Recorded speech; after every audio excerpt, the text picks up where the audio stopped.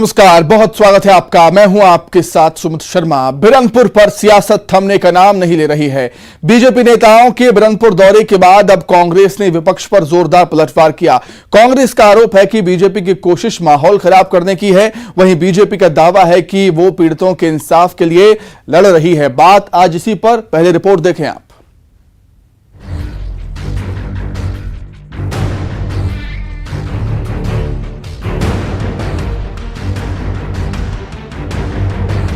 बिरनपुर में बीजेपी के बड़े नेताओं के दौरे के बाद सियासत एक बार फिर से गर्मा गई है। एक तरफ जहां बीजेपी पीड़ितों के इंसाफ की लड़ाई इसे बता रही है, तो वहीं कांग्रेस इसे माहौल खराब करने की कोशिश करार दे रही है। दरअसल शुक्रवार को पूर्व सीएम रमन सिंह और नेता प्रतिपक्ष नारायण चंदेल के साथ बीजेपी के विधायक दल बिरनपुर पहुंचे थे और बीजेपी नेताओं ने बिरनपुर में मृतक भुवनेश्वर साहू के परिवार वालों से मुलाकात की थी और न्याय के लिए लड़ाई लड़ने का भरोसा दिया था। बीजेपी विधायक दल ने बिरनपुर में 8 अप्रैल को हुई घटना के सिलसिलेवार जानकारी ली। बिरनपुर में पूर्व सीएम डॉक्टर रमन सिंह ने शुक्रवार को ये बड़ा आरोप भी लगाया कि हत्या के बाद सभी आरोपियों पर कार्रवाई नहीं की गई, बल्कि बेगुनाहों को आतंकित और प्रताड़ित किया जा रहा है। बिरनपुर को छावनी बना के रखा गया है, किस प्रकार आतंकित किया जा रहा है और जो नाम इन लोगों ने दिया है, जिन लोगों के अपराधी हैं, पहले दिन से ही उन्होंने 41 नाम दिया है। उस 41 लोगों में 11 लोगों पे ही कार्रवाई हुई, बाकी लोगों को छोड़ दिया गया है, खुला घूम रहे हैं और जो आइडेंटिफाइड लोग हैं उनको भी कार्रवाई। जो भुवनेश्वर के साहू के साथ वाले लोग और उनके परिवारजन या साहू समाज या अन्य समाज के लोग जो हैं, उनके ऊपर पूरे 36 से ज्यादा केस बन चुके हैं और जिस प्रकार ये केस बना रहे हैं, रोज बना रहे हैं, एक प्रकार से आतंकित करने की कार्रवाई हो रही है। मुझे लगता है कि इस प्रकार से तुष्टीकरण की राजनीति का इससे ज्यादा बड़ा उदाहरण हिंदुस्तान की राजनीति में नहीं मिलेगा। बीजेपी नेताओं के बिरनपुर दौरे के बाद प्रदेश कांग्रेस अध्यक्ष मोहन मरकाम ने कहा कि सभी आरोपियों को पकड़ लिया गया है। मरकाम ने बीजेपी पर माहौल खराब करने का आरोप लगाते हुए कहा कि बीजेपी मुद्दाविहीन पार्टी है। देखिए, जो भी आरोपी थे बिरनपुर घटना में, उन आरोपियों को छत्तीसगढ़ पुलिस ने उनको गिरफ्तार किया है, उनको जेल भी भेज दिया है। अगर कोई अन्य आरोपी हैं तो उनको भी पकड़ने का प्रयास करेगी, मगर भारतीय जनता पार्टी उसको हवा देने का प्रयास कर रही है। भारतीय जनता पार्टी के मंसूबे पूरे नहीं होंगे, क्योंकि भारतीय जनता पार्टी के पास कोई मुद्दा नहीं है। मुद्दा विहीन भारतीय जनता पार्टी इस ढंग से मुद्दों को भड़काने का प्रयास करने का प्रयास किया जा रहा है, मगर भारतीय जनता पार्टी के बहकावे में छत्तीसगढ़ की जनता, बिरनपुर की जनता नहीं आने वाली है। पूर्व सीएम रमन सिंह का आरोप है कि बिरनपुर में कांग्रेस तुष्टीकरण की राजनीति कर रही है। उनकी नसीहत है कि इस मामले पर राजनीति और भेदभाव से ऊपर उठकर काम करने की जरूरत है, लेकिन कांग्रेस का आरोप है कि बीजेपी की कोशिश माहौल खराब करने की है। बहरहाल बिरनपुर पर राजनीति न हो, ऐसा लड़ी जाएगी। किस तरह की लड़ी जाएगी, किस तरह की लड़ाई लड़ने की बात बीजेपी कहती है, क्योंकि कांग्रेस का ये कहना है कि हम पीड़ित परिवार के साथ हैं और आरोपी गिरफ्तार हो चुके हैं। सुमित जी, देखिए, ये बड़ा संवेदनशील मामला है जी। यहाँ पे और पिछले 2 माह से बिरनपुर में दो दलों के बीच में या 2 धर्मावलंबियों के बीच में एक विवाद चल रहा था। विवाद चलने के बाद पुलिस प्रशासन को चाहिए था, प्रशासन को चाहिए था कि दोनों पक्षों को बैठालकर जो आमतौर पर होता है समझौता कराए, मान मनोबल कराए और घटना की पुनरावृत्ति न इसको रोक दे।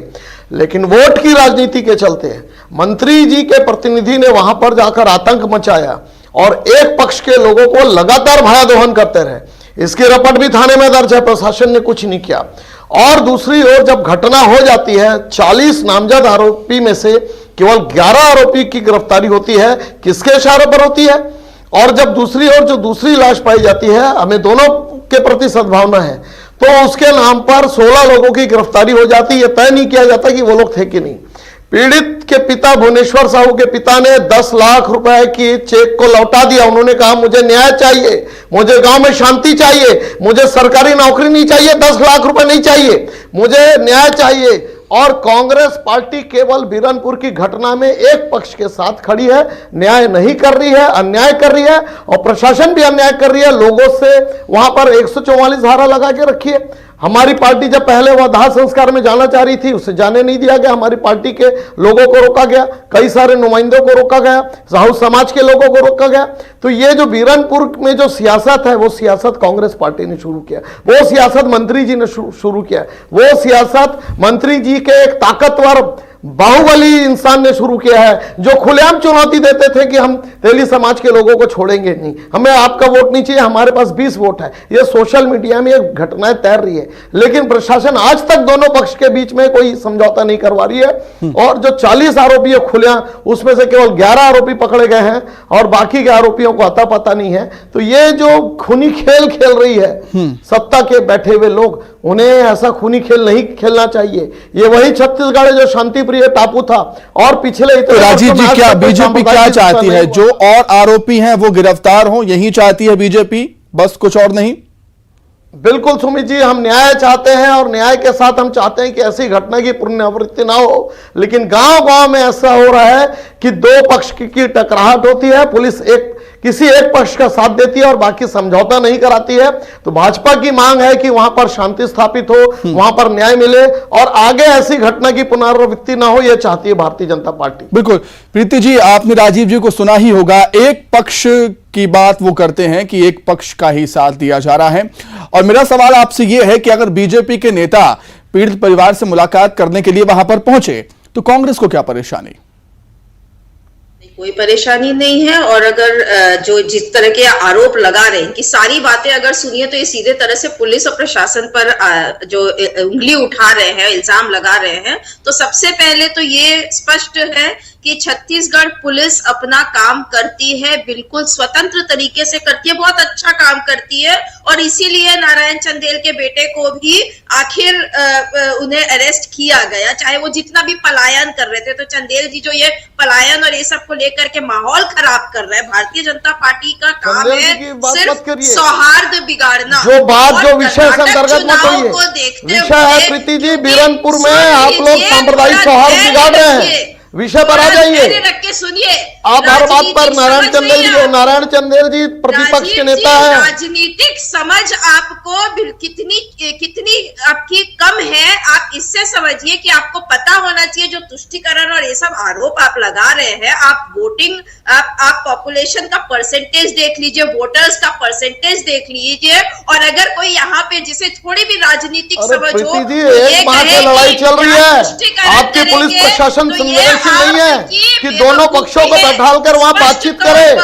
आप लोग माहौल खराब सिर्फ कर रहे हैं क्योंकि भारतीय जनता पार्टी इसके हम माहौल खराब नहीं कर रहे हैं, हम न्याय चाहते हैं, हम शांति चाहते हैं, हम चाहते हैं कि वहां पर न्याय व्यवस्था हो। प्रीति जी, अब कांग्रेस बार बार आरोप ये लगा रही है कि बीजेपी के नेता माहौल खराब कर रहे हैं। आपने भी इसी बात का जिक्र किया, जानना चाहूंगा किस तरह से माहौल खराब कर रहे हैं बीजेपी के नेता?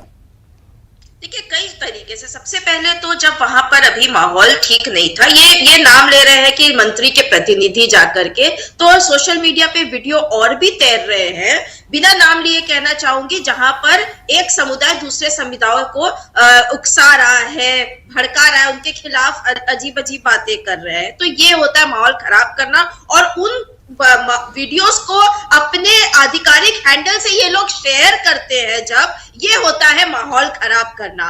कांग्रेस पर जो ये इल्जाम लगा रहे कि कोई नहीं गया अभी तक, देखिए वहां सेक्शन 144 अभी भी लगा हुआ है। और जहां तक बैठाकर बात करने का है, तो वहां के कलेक्टर ने ये पहल ऑलरेडी किया है। और पुलिस नहीं चाहती कि अभी वहां कोई भी जाए और भड़काने का काम करे।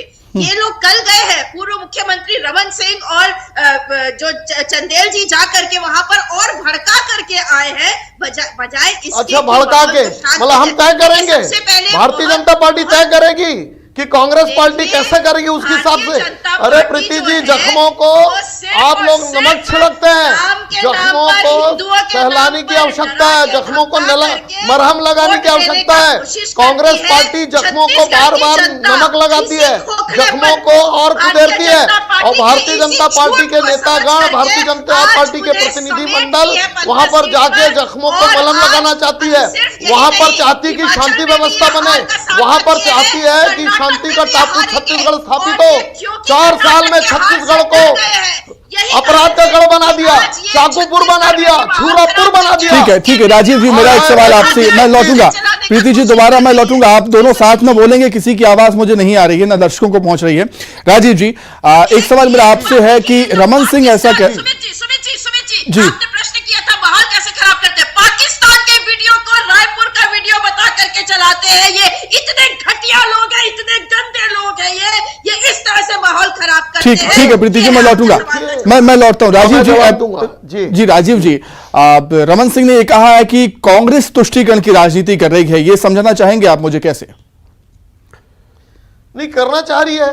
दो समुदाय है, प्रशासन के आंखों में दोनों समुदाय है, दोनों आंखें होनी चाहिए, लेकिन प्रशासन एक समुदाय के लोगों को 20-20 लोगों को भर के ले जा रही है, उनके ऊपर बिना जांच के 302 दर्ज करती है, और बाकी समुदाय के जो 40 लोग हैं उसमें से केवल 11 लोगों को नामजद करती है। अच्छा देखिए, ये तो हत्या की बात हो गई, लेकिन पिछले 1 महीने से जब लड़ाई चल रही है, मैं लौटूंगा आपके पास, प्लीज, थाने में बैठकर मंत्री जी का आदमी मंत्री जी के नाम पर भयादोहन कर रहा था, क्या ये न्याय है?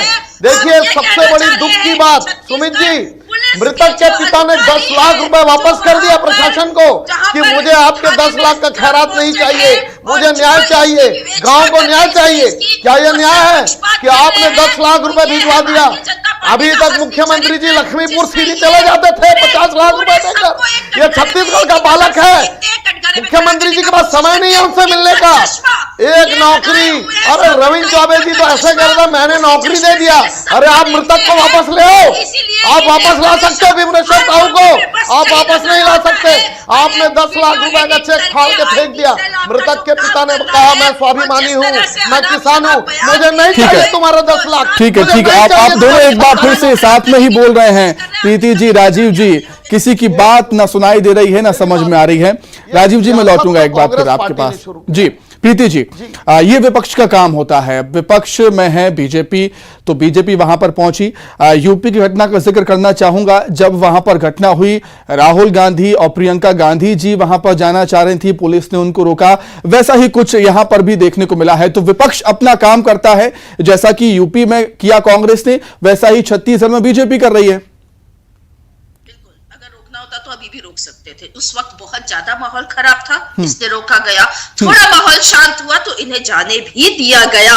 अभी तक सबसे पहले विपक्ष को ही जाने दिया गया। इस बात को छत्तीसगढ़ की जनता देख रही है।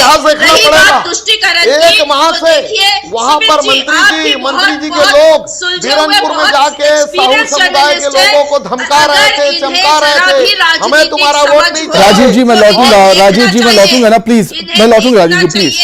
कि वोटर्स में परसेंटेज किसका कितना है, और कांग्रेस ये बेवकूफी नहीं करेगी। इस तरह की ये बेवकूफी वाली बातें कर रहे हैं ये तुष्टीकरण। हमें पता है, देखिए कांग्रेस को पता है क्या करना है। कांग्रेस किसानों की बात कर रही है, कांग्रेस महिलाओं को आगे बढ़ाने की बात कर रही है। कांग्रेस पार्टी ने यहाँ की सौहार्द को बिगाड़ दिया है।